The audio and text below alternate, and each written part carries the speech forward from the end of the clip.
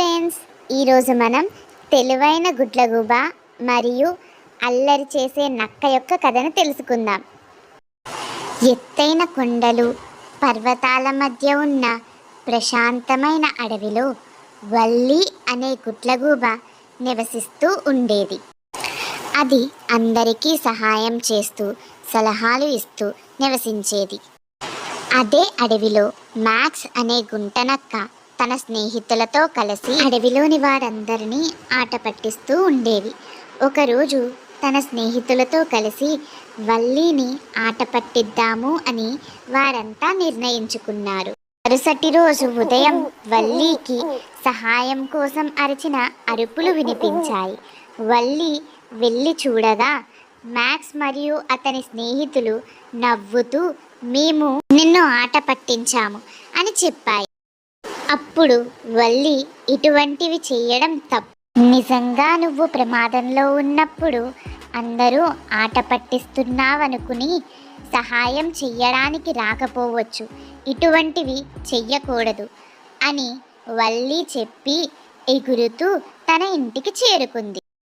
కొద్ది రోజుల తర్వాత మ్యాక్స్ నిజంగా మంటల్లో చిక్కుకుని సహాయం కోసం అందరినీ ప్రార్థించింది. మ్యాక్స్ వాటిని ఆట పట్టిస్తుంది అనుకుని సహాయం చెయ్యడానికి వెళ్ళరు. చెట్టుపై నుండి మంటలు గమనించిన వల్లి మ్యాక్స్ ప్రమాదంలో ఉన్నాడు అని గుర్తించి మ్యాక్స్ వద్దకు వెళ్ళి అందరినీ సహాయం కోసం అడిగింది.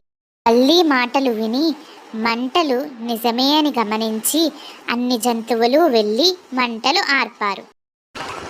అప్పుడు మ్యాక్స్ వల్లి వద్దకు వచ్చి నన్ను క్షమించండి, ఇటువంటి పనులు నేను ఇంకెప్పుడూ చెయ్యను. అది ఎటువంటి ప్రమాదాలను తెస్తుందో నాకు అర్థమయ్యింది.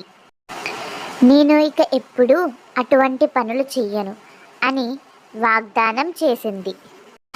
అప్పుడు వల్లి తప్పులు అందరం చేస్తాము, కానీ వాటి నుండి మనం నేర్చుకొని ఇంకెప్పుడు ఆ తప్పులు చేయకుండా ఉండాలి అని చెప్పింది.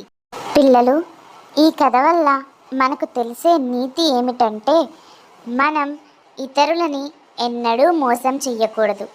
ఒకవేళ మోసం చేస్తే మనకి కష్టాల్లో ఉన్నప్పుడు సహాయం చెయ్యడానికి ఎవ్వరూ ముందుకు రారు. సరేనా? హాయ్ ఫ్రెండ్స్, ఈరోజు మనం నక్క మరియు గుడ్లగూబ కథను విన్నాము కదా. ఇటువంటి కథలు మీరు ఇంకా వినాలి అనుకుంటే ఈ ఛానల్ని సబ్స్క్రైబ్ చేసుకోండి.